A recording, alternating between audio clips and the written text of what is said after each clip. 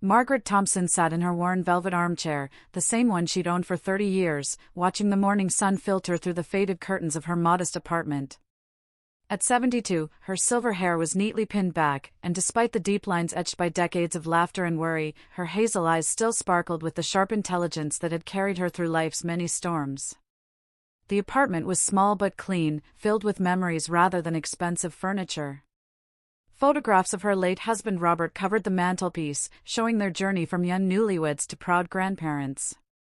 The coffee table bore water rings from countless cups of tea, and the carpet had seen better days, but everything had its place in Margaret's carefully ordered world.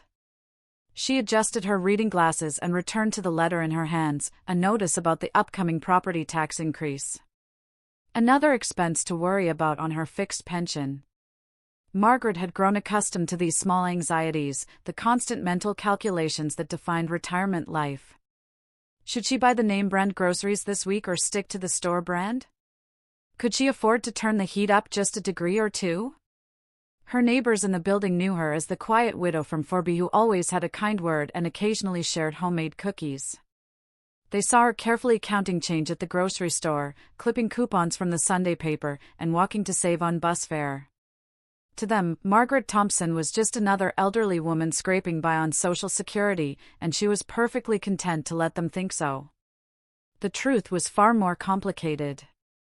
Margaret rose slowly from her chair, her arthritis reminding her of the changing weather, and walked to the small kitchen. As she prepared her morning tea, the same ritual she'd maintained since Robert's passing 3 years ago, she reflected on the strange turns life had taken. Who would have thought that the shy bookkeeper from Nebraska would end up living such a carefully constructed double life? The kettle whistled, interrupting her thoughts. She poured the hot water over her tea bag and added just a touch of honey, another small luxury she allowed herself. As she stirred, Margaret's mind wandered to the phone call she was expecting later that day. Her financial advisor, Mr. Harrison, always called on the third Tuesday of each month with updates she pretended not to fully understand. A knock at the door startled her from her reverie. Margaret wasn't expecting anyone, visitors were rare in her carefully quiet existence. She peered through the peephole and felt her heart skip a beat. Standing in the hallway were her daughter Jennifer and her grandson Michael, both looking uncomfortable and overdressed for a casual visit. Margaret's relationship with Jennifer had been strained for years. After Robert's funeral, Jennifer had made it clear she thought her mother should sell the apartment and move into a senior living facility. "It would be so much easier, Mom," she'd said, "and more economical too." But Margaret had refused, insisting she was perfectly capable of caring for herself. They hadn't spoken in 8 months. Jennifer? Michael? What a surprise, Margaret said as she opened the door, trying to keep the worry from her voice. Jennifer, now 48 and impeccably dressed in what looked like an expensive suit, stepped forward with an artificial smile. "Hello, Mother. We were in the neighborhood and thought we'd drop by. I hope that's all right?" Jennifer's tone was overly sweet, the way it got when she wanted something. Michael, 23 and clearly uncomfortable, shuffled behind his mother. He'd grown taller since Margaret had last seen him, and his designer clothes seemed at odds with the nervous energy radiating from him. "Of course, come in, Margaret said, stepping aside. "I was just having my morning tea. Would you like some?" As they settled into the small living room, Margaret noticed how Jennifer's eyes swept the space with barely concealed disdain. She watched her daughter take in the modest furnishings, the outdated decor, the careful economy of everything around them. "Mom, we need to talk," Jennifer began, her voice taking on that patronizing tone Margaret remembered from childhood arguments. "Michael and I have been discussing your situation, and we're worried about you." "My situation?" Margaret asked, settling into her armchair with her teacup. "Living alone at your age, in this." Jennifer gestured vaguely around the room, "in these conditions. It's not safe, and frankly, it's not dignified." Michael finally spoke up, his voice gentler than his mother's. "Grandma, we just want what's best for you. Mom's been researching some really nice places where you'd have help with meals and cleaning, and you wouldn't have to worry about anything." Margaret felt a familiar tightness in her chest. This conversation felt rehearsed, planned. "I'm perfectly capable of taking care of myself," she said firmly. "I've been doing it for 3 years now." "But for how much longer?" Jennifer pressed. "What happens when you fall? What happens when you can't manage the stairs anymore? What happens when—" She paused dramatically. "When you run out of money entirely?" The words hung in the air like a challenge. Margaret sipped her tea slowly, buying time to think. Something felt different about this visit, more urgent than Jennifer's usual lectures about senior living. "We've brought you something," Michael said suddenly, reaching into a large shopping bag Margaret hadn't noticed before. He pulled out a beautifully wrapped package, expensive-looking paper tied with silk ribbon. Jennifer's smile brightened artificially. "It's a tablet computer, Mom. Michael set it up for you. You can video chat with us, look up recipes, even order groceries online. We thought it might help you feel less isolated." Margaret accepted the gift with trembling hands. It was heavier than she'd expected, and undoubtedly expensive. "This is very thoughtful, but I couldn't possibly." "It's already paid for," Jennifer interrupted. Michael insisted. "He wants to stay in better touch with his grandmother." As Margaret unwrapped the gift, she couldn't shake the feeling that she was missing something important. The tablet was sleek and modern, completely at odds with everything else in her apartment. Why now? Why this generous gesture after months of silence? "There's something else, Mom," Jennifer said, her voice becoming more serious. "We've been thinking about your finances. Have you considered consolidating your accounts? Making things simpler?" Michael's been learning about financial planning in college, and he thinks. "I manage my finances just fine, thank you," Margaret said, perhaps more sharply than she intended. Jennifer's mask slipped for just a moment, revealing something harder underneath. "Mother, please. We're trying to help. You can't keep living like this, pretending everything is fine when it's clearly not." As Margaret looked at the expensive tablet in her lap, then at her daughter's designer clothes and her grandson's uncomfortable expression, a small alarm bell began ringing in the back of her mind. Something about this visit, this gift, these sudden concerns about her finances, something wasn't quite right. The afternoon sun had shifted, casting longer shadows across the worn carpet, and Margaret Thompson realized that her carefully constructed quiet life was about to become much more complicated. The tablet felt cold and foreign in Margaret's weathered hands as she turned it over, examining its sleek surface. Jennifer watched her mother's reaction with an intensity that made Margaret increasingly uncomfortable. There was something predatory in her daughter's gaze, like a cat watching a mouse. "Let me show you how it works, Grandma," Michael said, scooting his chair closer. His fingers moved across the screen with practiced ease, bringing the device to life. "See? You just touch here to make video calls, and here for the internet. I've already set up your email account." "Email account?" Margaret asked, surprised. "I don't have an email account." Jennifer laughed, but it sounded forced. "Well, you do now, Mom. Everyone needs to stay connected these days. Michael used your name and birthday, Margaret Thompson 1952 at Gmail. Very simple." Margaret felt a slight chill run down her spine. They had created accounts in her name without asking. "That's very thoughtful," she said carefully, "but I'm not sure I need all this technology at my age." "Oh, but you do, Mom," Jennifer insisted, moving to sit on the arm of Margaret's chair. "This will make everything so much easier. You can even do your banking online, no more walking to the bank, no more waiting in those long lines." "I don't mind walking to the bank," Margaret replied. "The exercise is good for me, and I like seeing the tellers. They've known me for years." Jennifer's smile tightened almost imperceptibly. "But what if you fall on the way? What if it's raining or snowing? This is so much safer, Mom. And more efficient." Michael demonstrated the banking app, his fingers flying across the screen. Look, Grandma, you can check your balance, transfer money, even pay bills. I can help you set it up with your account information. Margaret's protective instincts flared. I appreciate the offer, dear, but I prefer handling my finances the old-fashioned way. The old-fashioned way isn't working anymore, Mother. Jennifer stood abruptly, her facade beginning to crack. Look around you. Look at this place.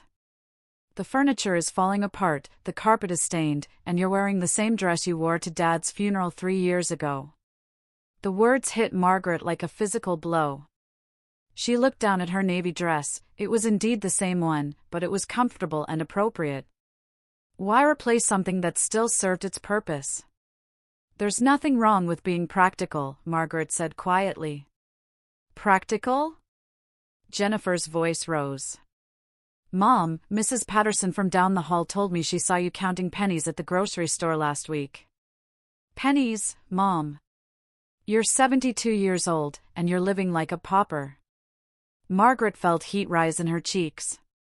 She had been counting change, not because she couldn't afford groceries, but because she believed in being careful with money. Old habits from her childhood during the Depression died hard. Mrs. Patterson talks too much, Margaret said, her voice steady despite the embarrassment. Michael looked between his mother and grandmother, clearly uncomfortable with the tension. Maybe we should focus on the positive stuff, he suggested weakly. Grandma, there are some really cool features on here. You can read books, watch movies, even play games. Jennifer shot her son a sharp look that silenced him immediately. She turned back to Margaret with renewed determination. Mom, I need to ask you something directly. How much money do you have left? The question hung in the air like smoke. Margaret set down her teacup with deliberate care, her mind racing. This was what the visit was really about, not concern for her well-being, but curiosity about her finances. That's rather personal, don't you think? Margaret replied. Not when I'm worried about my mother ending up homeless, Jennifer snapped. Not when I'm trying to plan for your future care. Do you have any idea how much nursing homes cost these days? How much in-home care costs? I'm not ready for a nursing home. Maybe not today, but what about next month? Next year? Mom, I've done the math. Even if you have $50,000 saved, which I doubt, it won't last 2 years in decent care. Margaret studied her daughter's face, noting the calculation behind the supposed concern. Jennifer had always been good with numbers, always strategic in her thinking. But there was something else there now, desperation, perhaps? Need? How are things with you, dear? Margaret asked suddenly. How's David? How's the real estate business? Jennifer's composure slipped for just a moment. Everything's fine, Mom. We're not talking about me. But Margaret had caught it, the slight tightening around Jennifer's eyes, the way her hand moved unconsciously to smooth her expensive blouse. In 48 years of being her mother, Margaret had learned to read Jennifer's tells. And you, Michael? How's college? Expensive these days, I imagine. Michael shifted uncomfortably. It's okay, Grandma. I mean, yeah, it's expensive, but I have some financial aid and stuff. Michael's studying business and finance, Jennifer interjected quickly. That's actually another reason we're here. He could help you organize your finances, make sure everything is in order. As a learning experience for him. Margaret looked at her grandson, really looked at him. He was wearing designer jeans that probably cost more than she spent on clothes in 6 months, and his sneakers looked like they cost several $100s. His watch was definitely expensive, and his haircut had the precision that only came from high-end salons. Those are lovely clothes, Michael. Your part-time job must pay very well. Michael's face reddened. I help Mom sometimes with her listings. She pays me for computer stuff. Jennifer's laugh was too bright, too quick. Michael's very talented with technology. That's why he's perfect to help you with the tablet and your online banking. Margaret nodded slowly, pieces of a puzzle beginning to form in her mind. Jennifer's expensive clothes, Michael's designer everything, their sudden interest in her finances, the premature gift, the pressure to go digital with her banking. This tablet must have cost quite a bit, Margaret observed casually. Don't worry about the cost, Mom. Like I said, it's already paid for. That's very generous, considering real estate can be unpredictable. Jennifer's smile became strained. Business is fine, Mother. Better than fine. David and I are doing very well. But Margaret noticed how Jennifer's hand trembled slightly as she reached for her purse, how she avoided direct eye contact when talking about money. She noticed how Michael kept checking his phone, nervous energy radiating from him. As the afternoon wore on, Jennifer became more insistent about the online banking setup. She spoke about efficiency and safety, about how much easier it would be for Margaret to manage her money. But every suggestion seemed designed to give Jennifer and Michael access to information about Margaret's accounts. You know what would be really helpful, Mom? Jennifer said as they prepared to leave. If you could just write down your account numbers and passwords. Just in case something happens to you. Michael could keep them in a safe place. Margaret's blood ran cold. In case something happens to me? Well, you know, emergencies. If you fell and were unconscious, we'd need to be able to pay your bills, make sure your rent is covered. I have automatic payments set up for my important bills, Margaret lied smoothly. Jennifer's frustration was becoming harder to hide. Mom, you're being stubborn about this. We're trying to help you. I know, dear. And I appreciate it. But as Margaret watched Jennifer and Michael gather their things, she couldn't shake the feeling that she was prey being circled by predators. The expensive gift, the pressure about her finances, the assumption that she was poor and vulnerable, it all felt calculated. After they left, Margaret sat in her quiet apartment, the tablet still glowing on her coffee table. She thought about Jennifer's desperation, Michael's expensive clothes, and their sudden interest in her banking information. Margaret Thompson had survived the Depression, raised 2 children, buried a husband, and built a life of careful choices and quiet dignity. She had learned to trust her instincts, and right now, every instinct was screaming that something was very, very wrong. 3 days after Jennifer and Michael's visit, Margaret couldn't shake the feeling that she was being watched. The tablet sat on her coffee table like an unwelcome guest, its black screen reflecting her movements as she went about her daily routine. She had tried to use it once, following Michael's instructions, but something about having her personal information floating in digital space made her deeply uncomfortable. Margaret had always been cautious by nature, a trait that had served her well throughout her 72 years. It was this same caution that had led her to make certain financial decisions that her family knew nothing about. Decisions that would shock them if they ever discovered the truth. On Thursday morning, Margaret decided to take her usual walk to the grocery store. As she stepped out of her apartment building, she noticed a familiar car parked across the street, Jennifer's silver BMW. Her heart skipped a beat. Was Jennifer watching her? The car's windows were tinted, making it impossible to see inside, but Margaret's instincts told her she wasn't being paranoid. She walked to the corner and pretended to study the bus schedule while stealing glances at the car. After 10 minutes, the BMW pulled away, confirming her suspicions. Jennifer was indeed keeping tabs on her movements. That afternoon, Margaret's phone rang. She expected it to be her monthly call from Mr. Harrison, her financial advisor, but instead heard Jennifer's voice. Hi, Mom. Just checking on you. How's the tablet working out? It's fine, dear, Margaret replied carefully. Have you tried the banking app yet? Michael said he showed you how to use it. I'm still getting used to the device. These old fingers aren't as nimble as they used to be. Jennifer's laugh sounded forced. Well, don't worry about it. Actually, that's why I'm calling. Michael and I were thinking we could come over this weekend and help you set everything up properly. Make it really easy for you. Margaret felt alarm bells ringing louder. "That's not necessary, Jennifer. I can manage." "But Mom, what if something happens to you and we can't access your accounts to pay your bills? What if you're in the hospital and your rent check bounces? You could lose your apartment." The pressure was becoming more direct, more aggressive. Margaret realized this wasn't about helping her, this was about gaining access to her financial information. "I've managed my finances for 50 years without help," Margaret said firmly. "Times were different then, Mom. Everything's more complicated now. Look, I've been doing some research, and there are some really nice assisted living places that would be perfect for you. But we need to know what kind of budget we're working with. I'm not ready for assisted living. Maybe not today, but we need to plan ahead." "Mom, I know this is hard to hear, but you can't keep living in denial about your situation. That apartment, your clothes, the way you count pennies at the store, it's obvious you're struggling financially."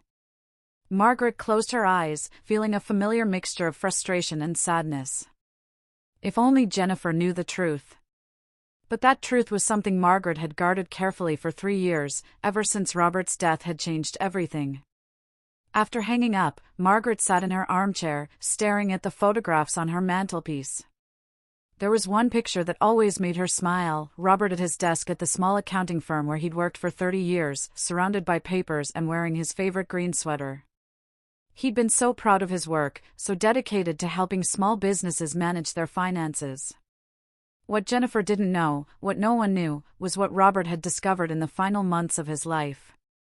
Margaret walked to her bedroom and opened the old jewelry box on her dresser. Hidden beneath the false bottom, wrapped in tissue paper, were documents that would change everything if Jennifer ever found them. Robert's final project, his last gift to his beloved wife. In the months before his death, Robert had noticed irregularities in the books of several clients. Small discrepancies at first, but they formed a pattern. Someone was embezzling money from local businesses, and Robert had methodically documented every transaction, every forged signature, every altered record.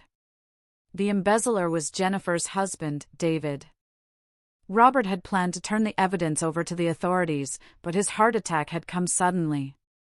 In his final conscious moments, he had pressed the documents into Margaret's hands and whispered, "Protect yourself, Maggie. Don't let them know what you know." Margaret had kept Robert's secret, watching from afar as David's real estate business flourished with stolen money.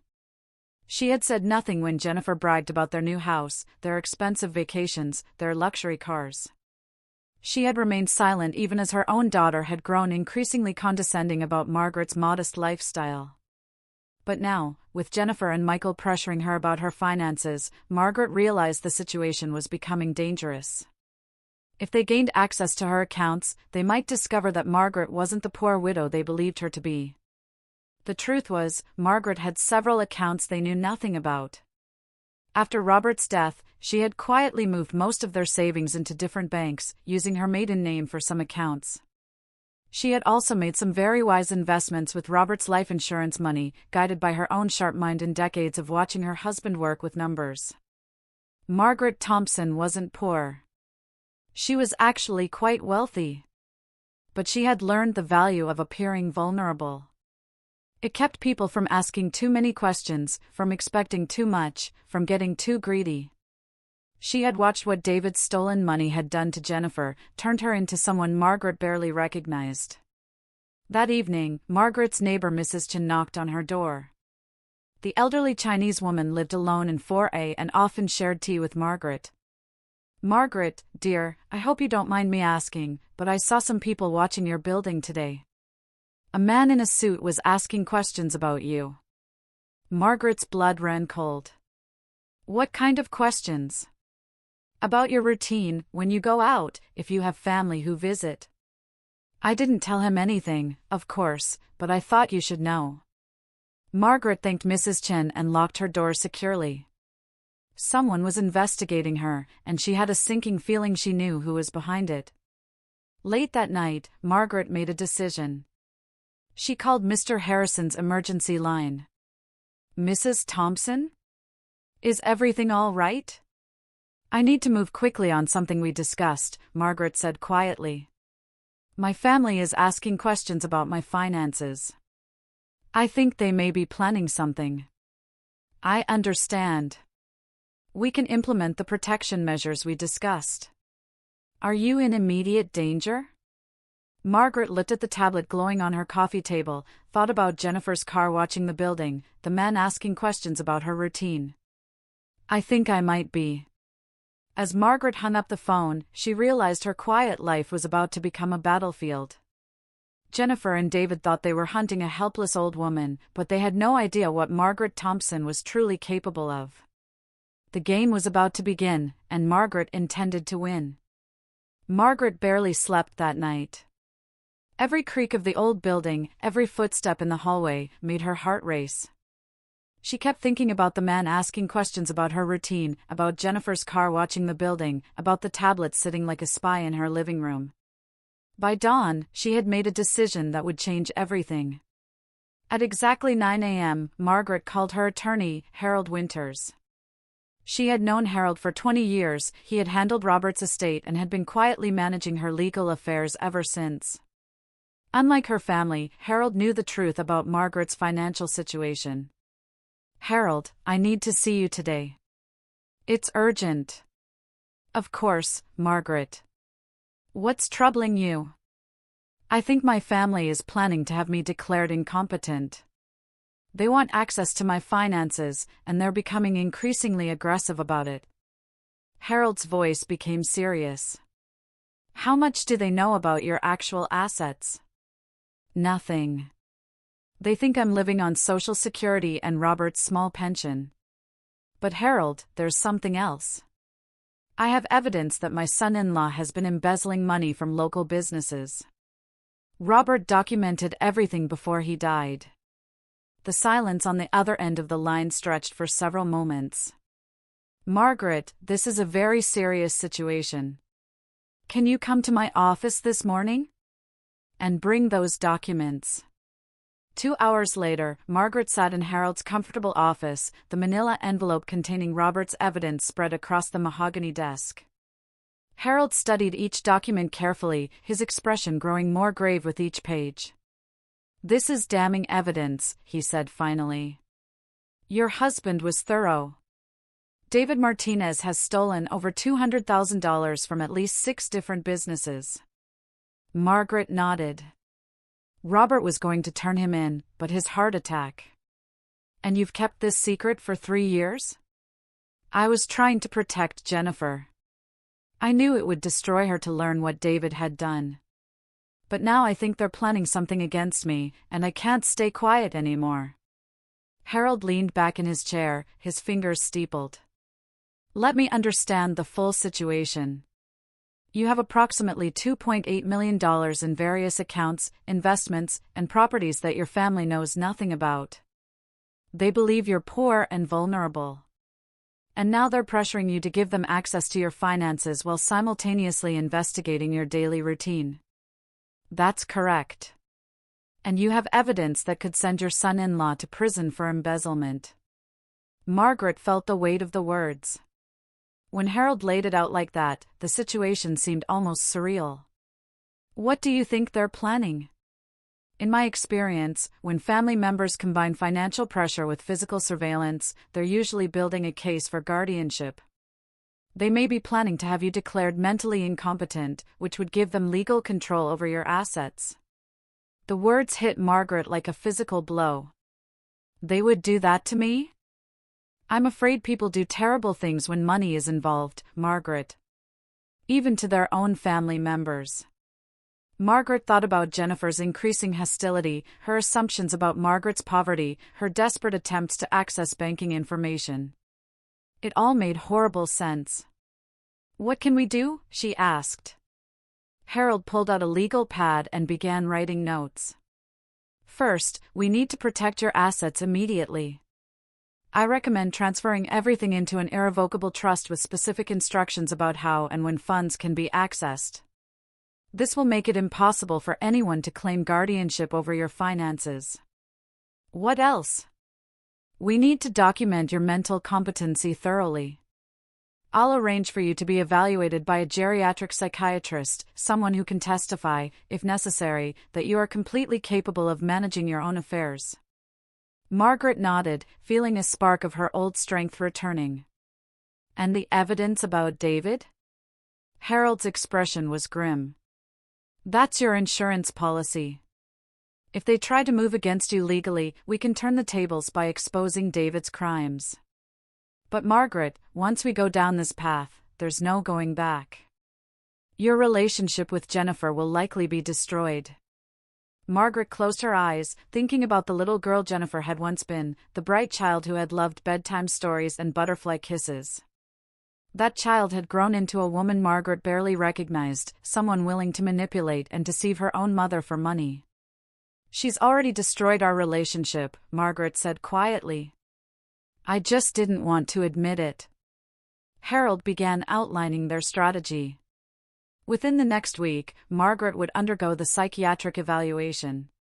Harold would set up the irrevocable trust and ensure all her assets were protected. They would also prepare a complete dossier on David's embezzlement activities, ready to present to the district attorney if necessary. "There's one more thing," Harold said. "I think you should consider installing security cameras in your apartment.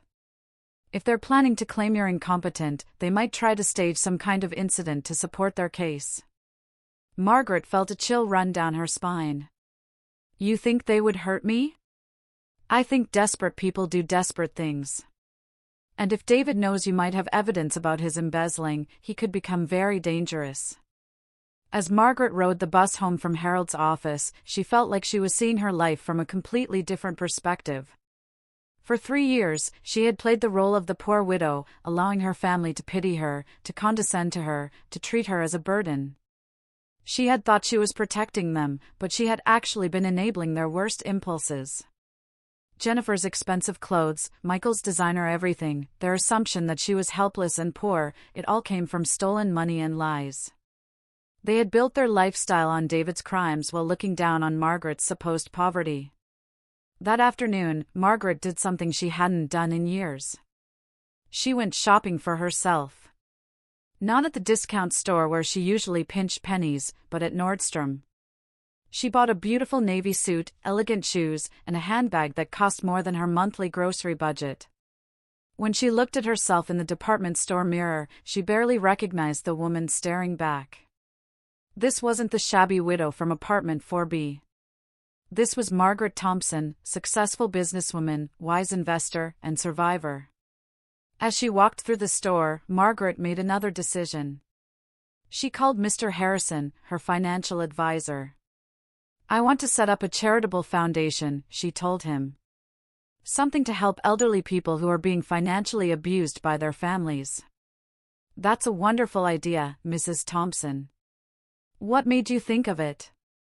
Margaret looked at her reflection in a store window, elegant, dignified, powerful. "Personal experience," she said. That evening, Margaret sat in her apartment wearing her new suit, feeling like she was preparing for battle. The tablet still glowed on her coffee table, but now she saw it for what it really was, a weapon her family had tried to use against her. Tomorrow, she would begin fighting back. Jennifer and David had made the mistake of underestimating a 72-year-old woman they thought was helpless and poor. They were about to learn just how wrong they were. Margaret Thompson had been hiding in plain sight for 3 years, but she was done hiding. It was time to show her family, and the world, exactly who she really was. Margaret woke up Saturday morning to the sound of urgent knocking on her door. She glanced at the clock, 7:30 a.m. Through the peephole, she saw Jennifer, David, and Michael standing in the hallway, all looking agitated. David, whom she hadn't seen in over a year, appeared nervous and kept checking his phone. "Mom, open up. We need to talk to you right now," Jennifer called through the door. Margaret took a deep breath, straightened her shoulders, and opened the door. She was still wearing her new navy suit from yesterday's shopping trip, and she noticed how Jennifer's eyes widened in surprise at her mother's transformed appearance. "Jennifer, David, Michael. This is quite early for a visit." David stepped forward, his usual charm replaced by barely controlled anxiety. Margaret, we need to discuss your living situation. Things have changed, and we can't wait any longer. Changed how? Margaret asked, not inviting them in. Jennifer pushed past her mother into the apartment. Mom, we've been talking to some people, getting advice about your situation. We think it's time for you to move into a care facility. We've already found a lovely place that has an opening. Margaret followed them into her living room, noting how David's eyes immediately scanned the space, as if looking for something specific. Michael sat on the edge of the couch, his usual fidgeting more pronounced than ever. I'm not moving anywhere, Margaret said calmly. David's facade of concern cracked slightly. Margaret, you don't understand. We've done the math. Your finances can't support independent living much longer. We're trying to help you before you end up homeless. My finances are fine, thank you. Jennifer laughed harshly. Mom, please. Stop pretending. We know you're barely scraping by. Mrs. Patterson told us she saw you digging through your purse for change to buy a can of soup. It's embarrassing. Margaret felt a familiar surge of anger, but this time she didn't suppress it. Embarrassing to whom? To all of us. Jennifer snapped. Do you know what it's like having people ask me why I let my mother live in poverty? Why I don't take care of you properly? The truth was finally coming out. This wasn't about Margaret's well-being, it was about Jennifer's reputation. David tried a different approach. Look, Margaret, we're all family here. We just want to help you organize your finances so we can plan for your future care. If you could just give us your account information, we can work together to figure out the best options. And if I refuse? David's mask slipped completely. Then we'll have to take other measures. We can't stand by and watch you deteriorate. The threat was clear. Margaret looked at her son-in-law, really looked at him. She saw the expensive watch, the designer suit, the nervous energy of a man who was used to getting what he wanted through manipulation and theft. This was the man who had stolen over $200,000 from local businesses while her daughter complained about Margaret's supposed poverty. Other measures? Margaret repeated quietly. Michael shifted uncomfortably. Mom, maybe we should. Shut up, Michael, Jennifer snapped. Then, to Margaret, Mom, we've already spoken to a lawyer about guardianship proceedings. If you're not capable of managing your own finances responsibly, the court can appoint someone to do it for you. The room fell silent. Margaret felt the weight of the moment, understanding that this was the declaration of war she had been expecting. I see, Margaret said calmly. And who would the court appoint as my guardian? David smiled, thinking he had one. Well, as your daughter and son-in-law, we would be the natural choice. Margaret nodded slowly, as if considering their proposal. Then she walked to her bedroom and returned with the manila envelope containing Robert's evidence. Before we discuss my competency, she said, placing the envelope on the coffee table, perhaps we should discuss yours, David. David's face went white. What's that supposed to mean? Margaret opened the envelope and spread out photocopies of bank records, forged signatures, and altered invoices. These are copies of documents my husband compiled before his death. They show a pattern of embezzlement from 6 different businesses over a 3-year period. The total amount stolen is approximately $215,000. The silence in the room was deafening. David stared at the documents as if they were venomous snakes. I don't know what you think you're proving with fake papers, David said, but his voice was shaking. Oh, these aren't fake, David. Robert was very thorough. He has documentation of every forged signature, every altered invoice, every fraudulent transaction. He was planning to turn this evidence over to the police before his heart attack. Jennifer grabbed the papers, her hands trembling. This is impossible. Dad was confused toward the end. These don't prove anything. Margaret smiled sadly. They prove that your husband is a thief, Jennifer. They prove that your expensive lifestyle, your luxury cars, your designer clothes, all of it was bought with stolen money. While you've been lecturing me about my supposed poverty, you've been living off the proceeds of David's crimes." David stood abruptly, his face flushed with anger. "You can't prove any of this. And even if you could, who's going to believe a confused old woman who counts pennies at the grocery store?" Margaret's eyes hardened. "Perhaps the same people who would be very interested to learn that I'm not actually poor, David. In fact, I'm worth considerably more than you and Jennifer combined." The words hit like bombs in the quiet room. Jennifer's mouth fell open, and Michael looked completely confused. "That's impossible," Jennifer whispered.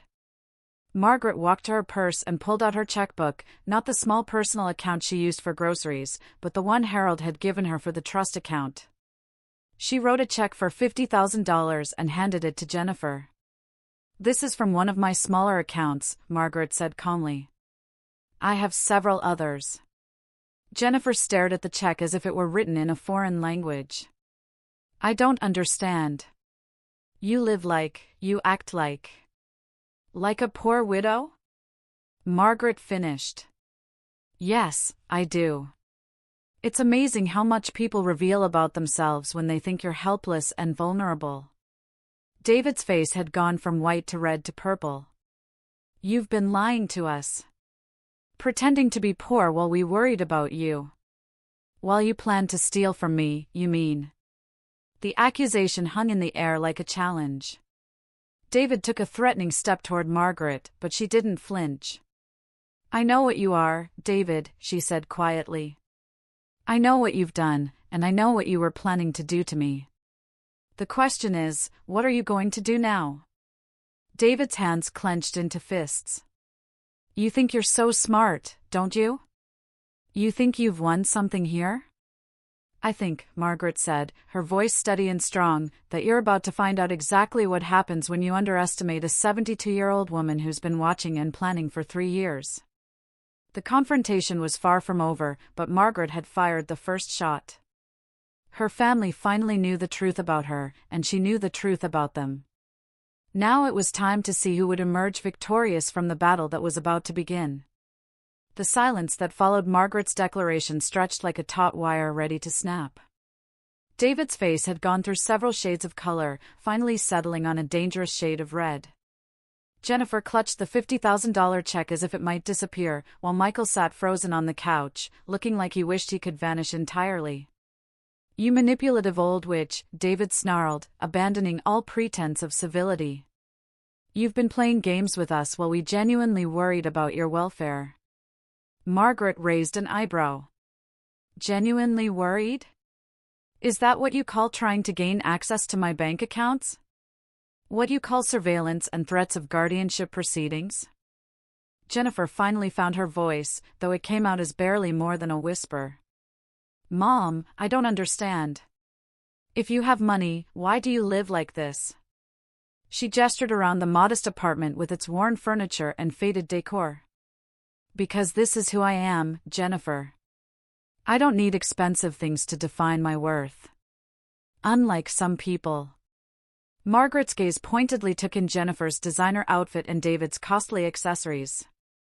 David began pacing like a caged animal. "Do you have any idea what you've put us through? The sleepless nights worrying about your finances? The embarrassment of having people ask why we don't take better care of you? The embarrassment," Margaret repeated slowly. "There it is. The real truth. You weren't worried about my well-being, David. You were worried about how my supposed poverty reflected on you." Michael finally spoke up, his voice small and confused. "Grandma, I don't understand any of this. If you're rich, why didn't you just tell us? Why let us worry?" Margaret looked at her grandson with genuine sadness. "Because I wanted to see who you really were, Michael. When people think you're vulnerable and poor, they show their true nature. And what I've seen has broken my heart." Jennifer's shock was giving way to anger. "So this was all a test?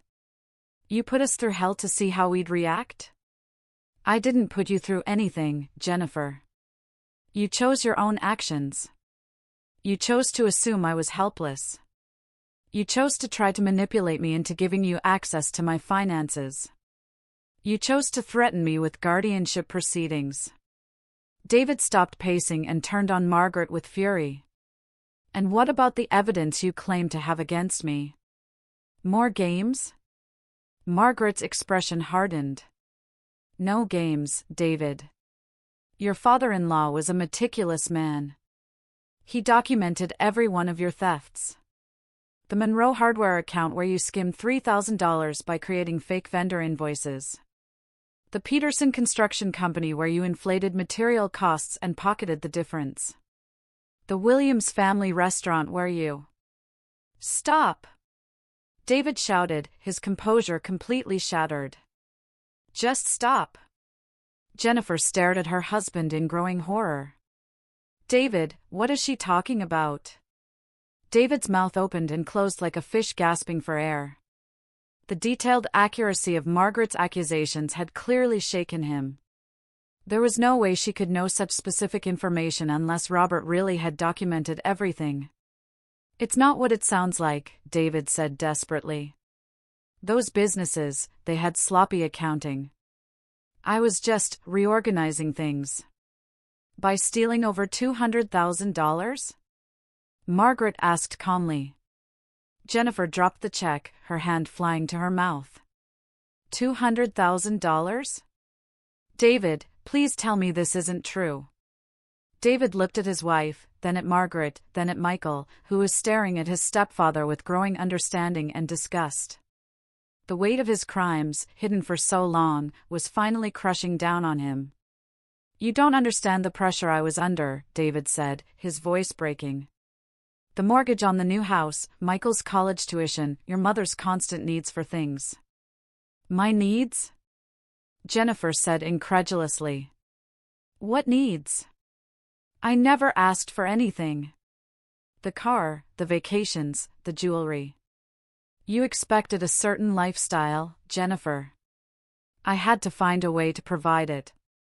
Margaret watched this exchange with a mixture of satisfaction and sadness. She was seeing the complete collapse of the family she had tried so hard to protect. But there was no going back now. Michael stood up abruptly. I need to leave. I can't be part of this anymore. He looked at Margaret with tears in his eyes. Grandma, I'm sorry. I didn't know about any of the stealing. I thought you needed help. I know, sweetheart, Margaret said gently. You're not responsible for their choices. Michael headed for the door, then turned back. Grandma? Are you really okay? I mean, financially and everything? Margaret smiled at him, the first genuine smile she'd given any of them that morning. I'm more than okay, Michael. I'm exactly where I need to be. After Michael left, the apartment felt even more tense. Jennifer was crying silently, still staring at David as if seeing him for the first time. David had slumped into a chair, his head in his hands. How much do you actually have, Mom? Jennifer asked through her tears. Enough, Margaret replied. Enough to live comfortably for the rest of my life, enough to leave a meaningful inheritance, and enough to fund a charitable foundation I'm establishing to help elderly people who are being financially abused by their families. The irony wasn't lost on any of them. Jennifer's tears turned into sobs. I'm so sorry, Mom. I didn't know. I thought you were struggling. I thought we were helping. By trying to take control of my finances? By threatening guardianship proceedings? By having me investigated? Margaret's voice was steady, but there was steel underneath. David finally looked up, his face haggard. What are you going to do with that evidence? Margaret considered the question carefully. That depends entirely on what you do next, David. What do you mean? I mean that Robert's evidence is currently in a safe deposit box, along with instructions for my attorney. If anything happens to me, if I'm suddenly declared incompetent, if I have an unexpected accident, if I mysteriously develop health problems, that evidence goes directly to the district attorney." David's face went pale again. "You're threatening me." "I'm protecting myself," Margaret corrected. "Something I should have done 3 years ago." Jennifer wiped her eyes and looked at her mother with something that might have been respect. "You've been planning this for a long time, haven't you?" "I've been surviving, Jennifer." "There's a difference." The morning sun had shifted, casting different shadows across the room that had witnessed so much deception and revelation. Margaret looked at her daughter and son-in-law, really looked at them, and saw strangers wearing familiar faces. "I want you both to leave now," Margaret said quietly. "I need time to think about what comes next." Jennifer stood slowly. "Mom, can we try to fix this somehow?" Margaret studied her daughter's face, searching for genuine remorse beneath the tears and shock. "I don't know, Jennifer. Trust, once broken, is very difficult to repair. And the question isn't whether you can fix this, it's whether you want to. Whether you're capable of seeing me as a person instead of a problem to be managed." As Jennifer and David gathered their things, Margaret felt a strange mixture of relief and grief. She had won this battle, but at the cost of relationships she had cherished for decades. After they left, Margaret sat in her quiet apartment, surrounded by the evidence of the morning's confrontation. The tablet still glowed on her coffee table, but it no longer seemed threatening. It was just a device now, stripped of its power to manipulate or deceive. Margaret Thompson had spent 3 years hiding her true strength behind a mask of vulnerability. Now that the mask was off, she wasn't entirely sure who she was supposed to be. But for the first time in years, she felt free to find out. Monday morning arrived with a crisp autumn chill that seemed to mirror the clarity Margaret felt in her mind. She had spent Sunday in quiet reflection, processing the events of Saturday's confrontation and planning her next moves. By dawn, she knew exactly what needed to be done. Her first call was to Harold Winters. "Harold, it's time to implement everything we discussed. They made their move, and now I need to make mine." "How did the confrontation go?" "About as well as expected." David essentially confessed to the embezzlement when confronted with the evidence. Jennifer is in shock, and Michael may be the only one with any moral compass left in that family. Harold's voice was grim but determined. "I'll file the paperwork for the irrevocable trust today. By the end of the week, your assets will be completely protected from any guardianship proceedings they might attempt." Margaret's second call was to Dr. Patricia Hendricks, the geriatric psychiatrist Harold had recommended. "Dr. Hendricks, I need to schedule that competency evaluation we discussed." "Of course, Mrs. Thompson. Given the urgency of your situation, I can see you this afternoon. We'll conduct a thorough assessment that will leave no doubt about your mental acuity." As Margaret prepared for her day, she caught sight of herself in the mirror. Gone was the tired-looking woman who had been counting pennies at the grocery store just a week ago. In her place stood someone who looked every inch the successful, intelligent woman she had always been beneath the carefully constructed facade. She chose her outfit carefully, the navy suit from her shopping trip, paired with the pearl necklace Robert had given her for their 25th anniversary. Today, Margaret Thompson was going to war, and she intended to look the part. Her first stop was the bank where she had maintained her modest checking account for years. The tellers knew her as the quiet widow who carefully managed her small deposits and withdrawals. Today, she was going to shock them.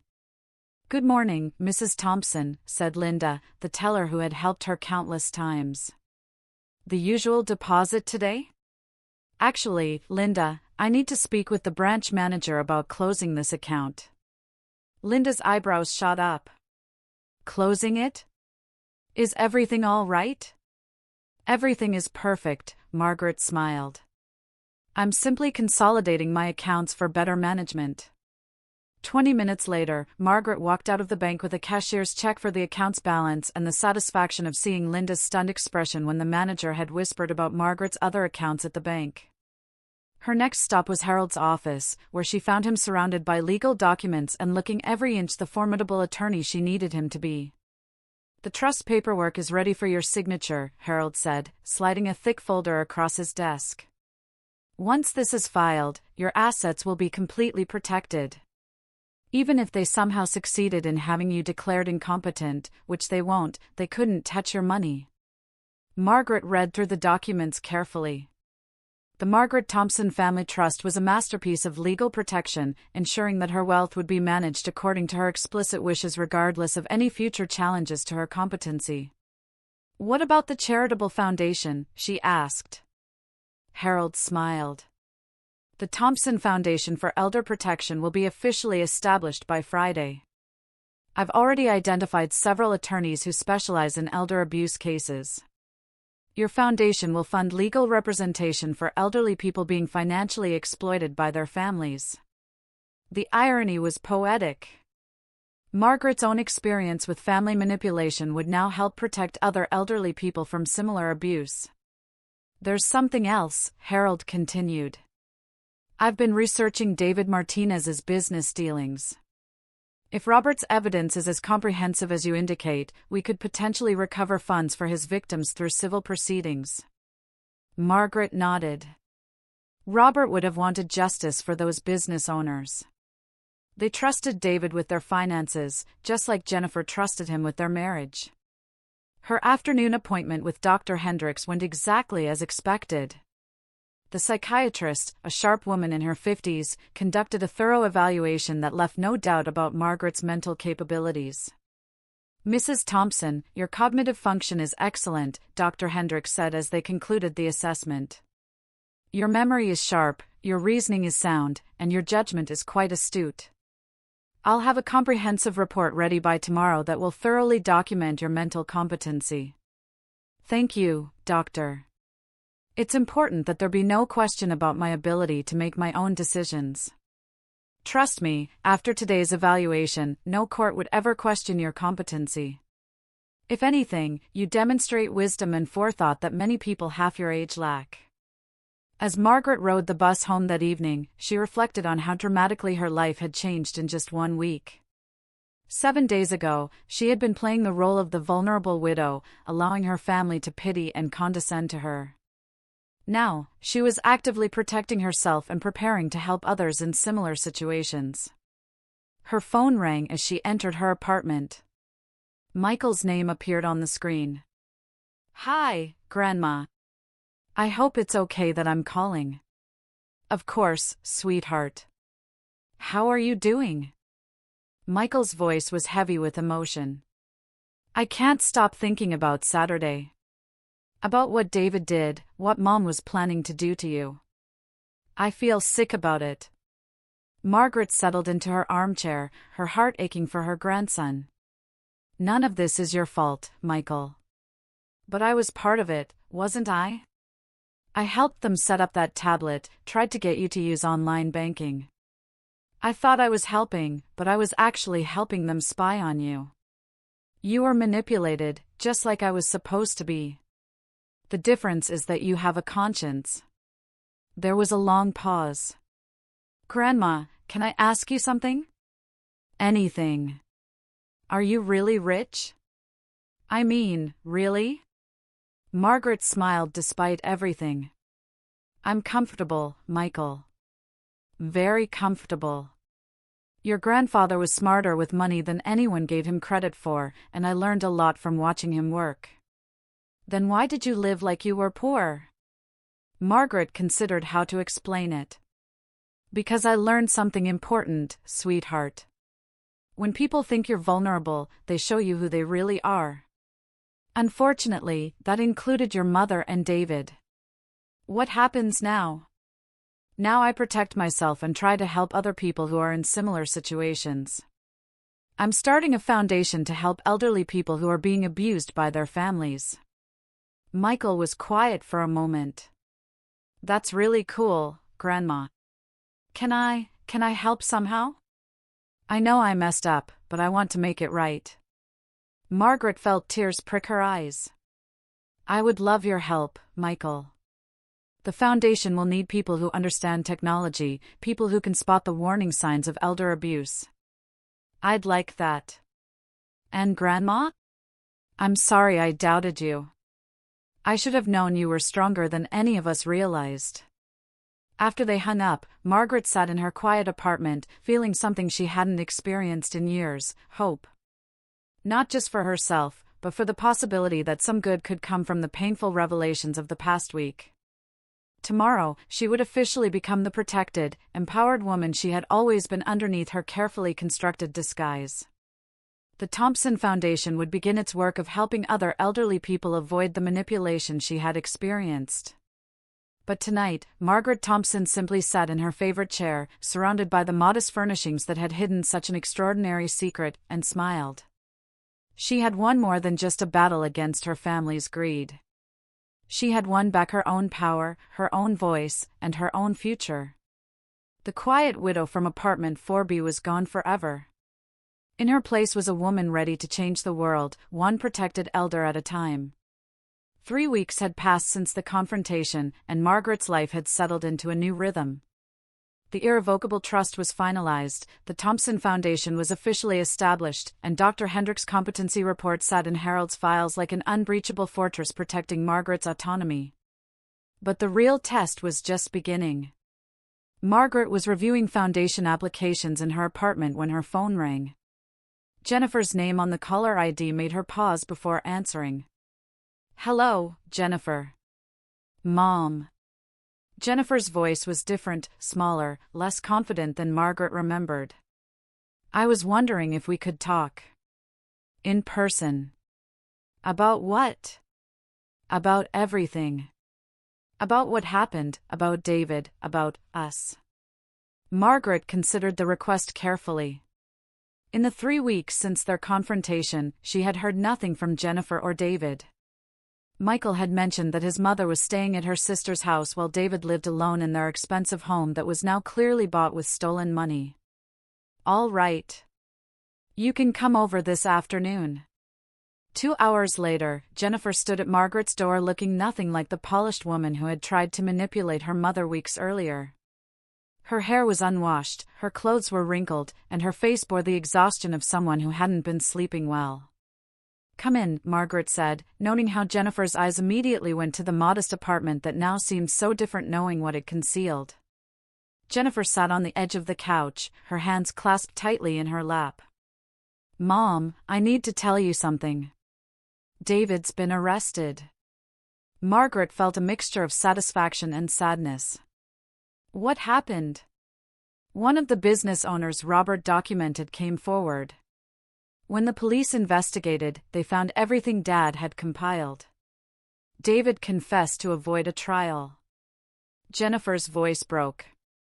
"He's going to prison for 5 years. And you?"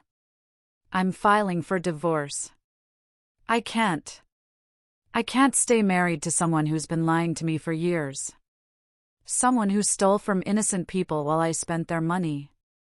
Jennifer looked up at her mother with tears in her eyes. "Mom, I had no idea. I swear to you, I didn't know about the stealing." Margaret studied her daughter's face, searching for deception but finding only genuine anguish. "But you knew about trying to take control of my finances." Jennifer's shoulders sagged. "Yes. I knew about that. And I'm ashamed of it every day." "Why, Jennifer? Help me understand why you thought that was acceptable." Jennifer was quiet for a long moment, gathering her thoughts. "Because I was scared. Scared of watching you struggle, scared of not being able to help, scared of..." She paused, "scared of losing you the way we lost Dad. So you decided to take away my choices?" "I thought I was protecting you. I thought you were too proud to ask for help, too stubborn to admit you needed us." Jennifer wiped her eyes. "I was wrong about everything, wasn't I?" Margaret felt her anger softening slightly. "You were wrong about my financial situation, yes. But more than that, you were wrong about who gets to make decisions about my life. I know that now. Mom, I'm not asking for forgiveness, I know I don't deserve it. But I need you to know that I'm sorry. Truly, deeply sorry for treating you like you were helpless when you were stronger than any of us. Margaret looked at this broken version of her daughter and felt the complex emotions she had been wrestling with for weeks. Anger, disappointment, love, and grief all tangled together in her chest. What happens now? Margaret asked. I don't know. I'm staying with Aunt Susan while the house is being investigated. Everything we owned might be seized as proceeds from David's crimes. I might lose everything. Jennifer paused, then looked directly at her mother. And before you even think it, I'm not here asking for money. I know I have no right to ask you for anything ever again. Margaret was surprised by how firmly Jennifer said this. It was perhaps the first time in years that her daughter had spoken to her without an underlying agenda. Where will you go? I'm looking for a job. A real job. I haven't worked in 15 years because David always said we didn't need the money. Jennifer laughed bitterly. Turns out I should have been more suspicious about where that money was coming from. They sat in silence for several minutes, the weight of years of deception and misunderstanding settling between them. Mom, Jennifer said finally, can I ask you something? Yes. When did you know? About David, I mean. Margaret walked to her bedroom and returned with one of Robert's files. Your father figured it out about 6 months before he died. He spent his final weeks documenting everything, trying to build a case against David. Jennifer took the file with shaking hands, reading through her father's meticulous notes. Dad knew, and he didn't tell me? He was trying to protect you. He was going to turn David in after he had enough evidence to ensure a conviction. But his heart attack. So you've known for 3 years that my husband was a criminal, and you said nothing? Margaret met her daughter's eyes steadily. What would you have done if I had told you 3 years ago that David was embezzling money? Jennifer considered the question honestly. I would have defended him. I would have said you were confused, maybe getting dementia. I would have chosen him over you. The admission hung in the air between them, painful but truthful. That's why I stayed quiet, Margaret said. I was hoping you would figure it out on your own. I was hoping you would start asking questions about where your money was coming from. But I didn't. I was too comfortable, too willing to let David handle everything. Jennifer closed the file. I failed as a daughter and as a wife. Margaret felt a stirring of the maternal instincts that had been buried under months of hurt and anger. You made mistakes, Jennifer. But you're not the first person to be deceived by someone they trusted. What about us, Mom? Is there any chance we can rebuild our relationship? Margaret considered the question carefully. The woman sitting across from her was different from the one who had threatened guardianship proceedings 3 weeks ago. This Jennifer was humbled, broken perhaps, but potentially capable of growth. That depends, Margaret said finally. Can you accept that I'm capable of making my own decisions? Can you respect my choices even when you don't understand them? Yes, Jennifer said immediately. I promise you, I will never again try to control your life or your finances. And can you accept that I might choose to live modestly even though I have means? That my happiness doesn't depend on expensive things? Jennifer nodded. I'm beginning to understand that money isn't everything. I spent 15 years in a beautiful house, wearing beautiful clothes, driving beautiful cars, and I was married to a criminal the whole time. Margaret felt something loosening in her chest. It will take time, Jennifer. Trust, once broken, is very hard to rebuild. I know. And I'm willing to do whatever it takes, for however long it takes. Margaret reached over and took her daughter's hand. Then maybe we can try. Slowly. Carefully. Jennifer squeezed her mother's hand, tears flowing freely now. Thank you, Mom. For protecting yourself, for protecting Dad's evidence, for being stronger than any of us knew you were. As the afternoon wore on, mother and daughter talked more honestly than they had in years. There was pain in the conversation, but also the possibility of healing.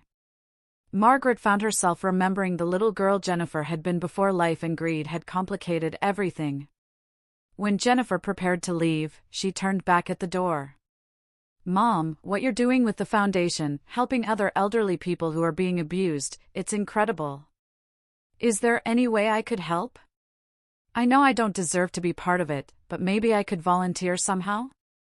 I understand now what it feels like to be vulnerable and afraid." Margaret considered the request. "Talk to me in 6 months. Show me that you've rebuilt your life on honest foundations. Then we'll discuss how you might help protect other families from going through what we've experienced." After Jennifer left, Margaret sat in her quiet apartment, processing the conversation. Her daughter's contrition seemed genuine, her desire to change authentic. But Margaret had learned the value of being cautious, of watching actions rather than listening to words. Time would tell whether Jennifer was truly committed to changing, or whether this was just another performance designed to eventually regain access to Margaret's sympathy and resources. But for the first time in months, Margaret felt a small spark of hope that her family might not be completely lost. The road to reconciliation would be long and uncertain, but perhaps it was worth attempting. Margaret Thompson had learned to protect herself from those who would exploit her vulnerability. Now she would discover whether she could also forgive those who had tried. 6 months had passed since Margaret's confrontation with her family, and the spring morning light streaming through her apartment windows seemed to symbolize the new chapter of her life. The Thompson Foundation for Elder Protection had officially opened its doors the previous week, and Margaret stood before her bathroom mirror, preparing for what would be one of the most important days of her life. Gone was any pretense of the struggling widow. Margaret wore a tailored charcoal suit that spoke of quiet confidence and authority. Her silver hair was styled professionally, and the pearl necklace Robert had given her rested at her throat like a symbol of enduring love and wisdom. Today, she was addressing a conference of social workers, attorneys, and elder care advocates about financial abuse within families. The past 6 months had transformed Margaret's life in ways she never could have imagined. The foundation had already helped 12 elderly clients escape financial manipulation by family members. Each case reminded Margaret of her own experience, but also showed her how much worse things could have been if she hadn't had Robert's evidence and Harold's legal expertise. Margaret's phone buzzed with a text from Michael. "Break a leg today, Grandma. Dad and I will be watching the live stream. So proud of you." The mention of Dad made Margaret smile. Michael had started referring to his grandfather Robert as Dad in their conversations, honoring the man who had raised him during his early years. It was Michael's way of distancing himself from David while maintaining connection to the family legacy that truly mattered. Michael had become Margaret's closest ally in running the foundation. His tech skills had proved invaluable in creating systems to help elderly clients protect their digital assets and recognize online scams. More importantly, his genuine remorse and dedication to making amends had helped heal one of the deepest wounds in Margaret's heart. As Margaret gathered her presentation materials, she reflected on how dramatically her relationship with each family member had evolved. Michael had moved out of Jennifer's house and was now renting a small apartment while finishing his degree. He worked part-time for the foundation, helping elderly clients navigate online banking and digital security. His transformation from unwitting accomplice to passionate advocate had been remarkable to witness. Jennifer's journey had been more complicated.